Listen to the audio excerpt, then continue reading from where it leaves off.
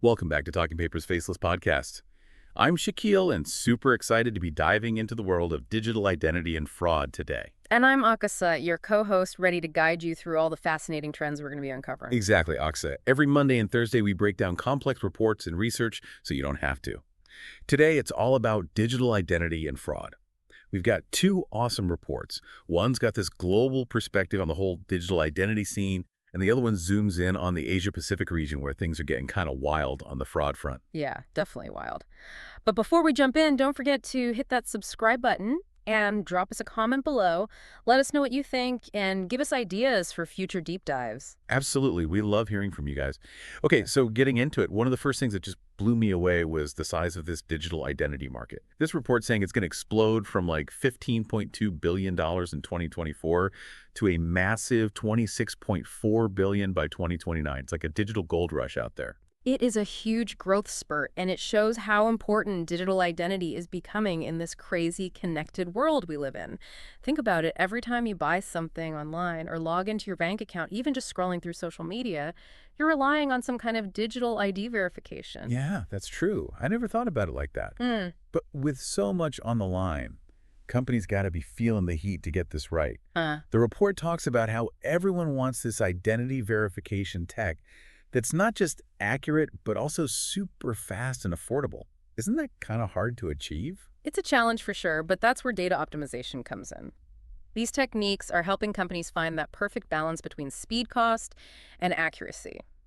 You know, like data source mixing. Data source mixing. What's that? It's basically using information from different places instead of just one. So instead of just credit history for a loan, they might use social media to verify someone's age, like piecing together a puzzle. Oh, okay. So it's about getting a clearer picture without making things super complicated and expensive. Exactly. And it can help speed things up, too. Like if social media already confirms someone's age, no need for extra documents. Makes sense. It's all about streamlining without compromising on security. But speaking of security, this Asia-Pacific report is highlighting some pretty concerning trends in the fraud landscape. They even use this phrase, the democratization of fraud, which sounds kind of scary. It is a concerning trend. Basically, it means that committing fraud is becoming easier and more accessible, even for people who aren't tech wizards. The report breaks it down into three main factors. The first one is the rise of these organized fraud networks. Criminals are teaming up, sharing resources and knowledge, almost like a dark web corporation. So it's not just lone wolves anymore. It's like organized crime going digital. What are the other factors? Well, the second one is easy access to all these fraud tools. Advanced technologies like phishing kits, malware, even AI stuff for creating deepfakes. It's all becoming cheaper and easier to find online. So anyone with an internet connection and some cash can become a cyber criminal. That's pretty scary. It is a real concern. And then you've got economic instability. When people are struggling financially, they're more likely to resort to desperate measures, which includes fraud. Yeah, I can see how that combination creates a perfect storm for fraud. It's a reminder that the digital world, while full of opportunities, also comes with its share of risks. But before we dive into the specifics of how fraudsters are exploiting these vulnerabilities, let's take a quick break. If you're enjoying this deep dive, don't forget to hit that like button and subscribe to Talking Papers Faceless podcast for more insightful discussions like this one. Welcome back, everyone. Before the break, we were talking about this perfect storm brewing in the digital world, with organized crime and easy access to tools and economic pressure, all fueling this huge surge in fraud. Yeah, it is kind of unsettling to think about how these forces are reshaping the whole fraud landscape. So what are some of the tactics that these fraudsters are using to exploit these vulnerabilities? Well, one that's particularly concerning is the rise of money mules. Money mules. That sounds like something out of a movie. It might sound like a fictional plot, but it's a very real and growing problem. Basically, money mules are people who are recruited, often unknowingly, to help criminals move their dirty money. Okay, I'm intrigued, but I'm also a little confused. How does this work in practice? We're talking about people walking around with suitcases full of cash? No, it's all done digitally. Imagine a fraudster who steals money from a company or an individual. They need to launder that money, make it look legitimate. So they recruit a money mule, often through social media or online job boards, promising easy money for simple tasks. So they lure people in with the promise of quick cash. What kind of tasks are we talking about? They might ask the mule to open a bank account in their own name or receive funds into their existing account. And then the mule is instructed to transfer those funds to another account, often overseas, for a small fee or commission. So the mule is basically acting as a middleman, helping the criminals distance themselves from the stolen money. And the scary part is that the mule might have no idea that they're involved in criminal activity. Exactly. They might believe that they're simply helping someone with a financial transaction or participating in a legitimate work-from-home opportunity. And this report highlights how young adults are being targeted, particularly in Singapore. They even had a case study about a 19-year-old student who got caught up in a money mule scheme through a messaging app. Wow, that's heartbreaking. It just shows how anyone can fall victim to these schemes, especially if they're not aware of the risks. Absolutely. Education and awareness are so important, but it's not just individuals who are at risk. Companies also need to be vigilant about money mule activity. They need to have strong, know your customer procedures and monitor transactions for any red flags. That makes sense. But we also talked about how fraud isn't just happening during onboarding anymore. The report highlighted that most fraud attempts actually occur after the initial KYC process. That's right. Fraudsters are always looking for new ways to exploit vulnerabilities, and they don't just disappear once an account is set up. They might try to take over an account, make unauthorized transactions, or even use the account for more complex schemes like money laundering. So companies can't just focus on verifying someone's identity at the beginning. They need ongoing security measures throughout the entire customer journey. Absolutely. Continuous monitoring is key. It's about analyzing transactions in real time, looking for patterns or anomalies that might indicate fraudulent activity. So like a digital detective, always on the lookout for suspicious behavior. Exactly. And another powerful tool is behavioral biometrics, which analyzes user behavior patterns, like typing speed mouse movements, or even how someone holds their phone. If a user suddenly starts behaving differently than usual, it could be a red flag. It's like having a digital fingerprint of each user's behavior, so you can spot any deviations that might signal something's wrong. That's a good analogy. And these technologies can be combined with more traditional security measures like device fingerprinting and geolocation tracking to create a multi-layered defense system. Sounds like companies are having to get pretty creative to stay ahead of the fraudsters. They are, and they're increasingly turning to artificial intelligence to help them fight fire with fire. Okay, AI. It seems like it's everywhere these days. It is, and it's playing a big role on both sides of the fraud equation. On one hand, you have fraudsters using AI to enhance their tactics. We've already talked about deepfakes, but there are other applications as well, like AI-powered phishing attacks and social engineering schemes. So the bad guys are using AI to make their attacks more sophisticated and harder to detect. Unfortunately, yes. But the good news is that companies are also using AI to strengthen their fraud prevention systems. So it's like a digital arms race, with both sides using AI to try and outsmart each other. That's a good way to put it. AI can analyze huge amounts of data, identify patterns, and detect anomalies that humans might miss.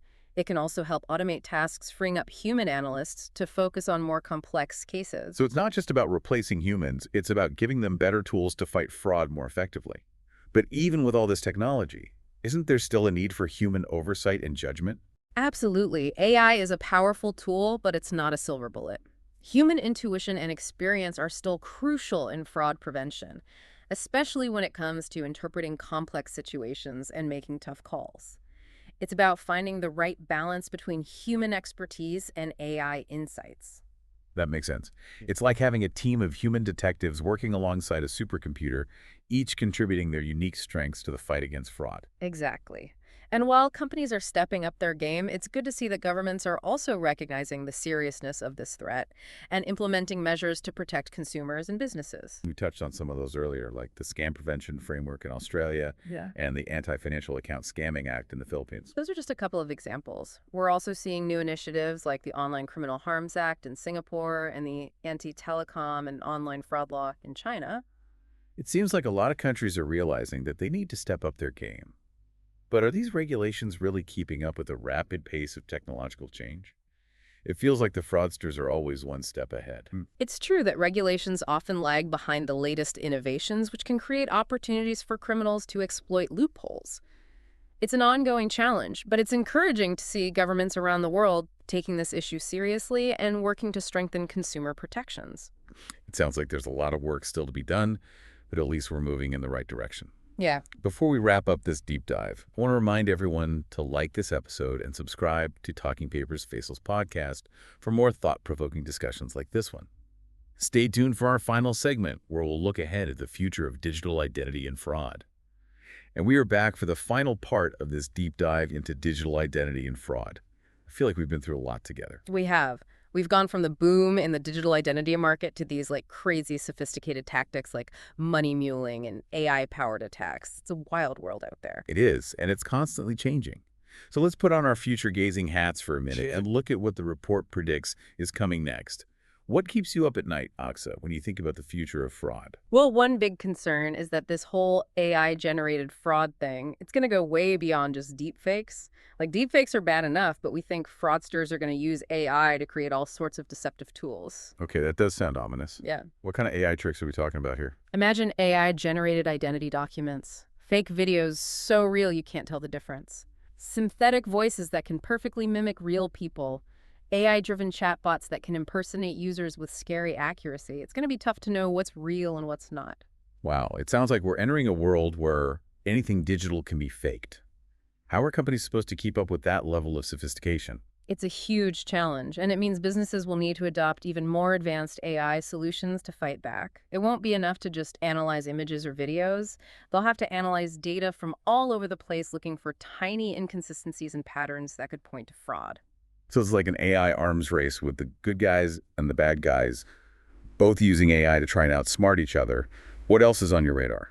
Another trend that's really worrying is this rise of real identity fraud. Real identity fraud.